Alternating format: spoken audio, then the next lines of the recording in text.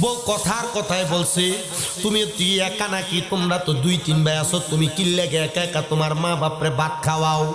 এই কথা শুই না তুমি তোমার মা বাপরে জুদা কইরা দিছ। সন্তান রে, তুমি তোমার 2-3 কথার সাথী পাইয়া মা বাপরে ভুইলা গেছো। দে রে দে, তোর পাগুলা আমার সামনে দে। কোন সন্তান যদি মা বাপরে ভাত না দিয়া থাকো, আম্মা আব্বারে জুদা কইরা থাকো, আম্মা আব্বা এক বেলা এই ঘরে, আরেক বেলা ওই ঘরে, আরেক বেলা ওই ঘরে ভাত খেয়ে থাকে, আমি তোমার কাছে আবদার করবো রে বাবা, ওই আম্মা আব্বার কাছে এখান থেকে যে মাপ চাইবা। কেউ যদি ওই মা বাপরে দমক দিয়া কথা বইলা থাকো, আমি তোমার কাছে আবদার করব, এখান থেকে বাড়িতে যে মা বাবার কাছে মাপ চাইবা।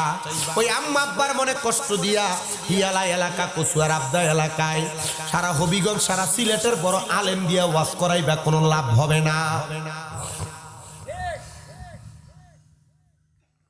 কত মা বাবা খানার কষ্ট পায় কান্দে,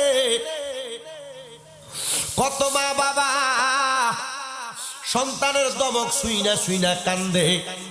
সন্তান রে, ওই মা বাপরে তুমি ভাত দাও না, সন্তান রে ওই মা বাপরে তুমি দাম দাও না, ধমক দাও। হায় রে, ওই আম্মা আব্বা যদি মইরা যায়, সন্তান ওই আম্মা আব্বার কষ্ট তুমি বুঝবা, আম্মা আব্বার অভাব তুমি বুঝবা। আগে তুমি এক বেলা ভাত না খেলে মা তোমার বারবার বলতো ভাত দি খাস না, পেটটা দি তোর পিঠের লগে লাইগা রইছে। এখন যদি 2-3 বেলা খানা না খাও, কেউ একবার আইসা জিজ্ঞাসা করে না সন্তান খানা দি খাও না, জিগাইব কে? তোর মা তোর আব্বা দি অন্ধকার কবরে। আগে রাস্তাতে রাত্রবেলা একটু বেশি সময় থাকলে আব্বা দমক দিয়া পাঠিয়ে দিত, এখন তোমার কেউ দমক দেয় না, দমক দেওয়ার কোনো মানুষও নাই, আব্বা জান অন্ধকার কবরে।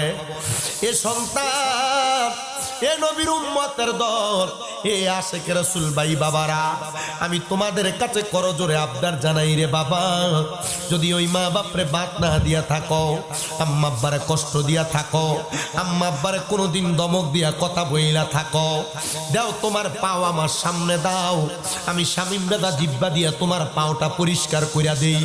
ও আদা করবা আর কোনোদিন মা বাবার মনে কষ্ট দিবা না। আম্মা আব্বার কাছে এখান থেকে বাড়িতে যাইয়া মা বাবার পা গুলাতে ধইরা মাপ চাইবা। মনে রাখবা, ওই মা বাপ যদি তোমারে মাপ না করে, আমার আল্লাহ তোমারে মাফ করবে না। আম্মা আব্বার পাউডির মধ্যে ধইরা রাখবা, ধইরা ধইরা বলবা, মা গো মা, ও আব্বা, আপনারা যতক্ষণ আমারে মাফ না করবেন ততক্ষণ আপনারা পাও ছাড়তাম না। আরে মা বাবা,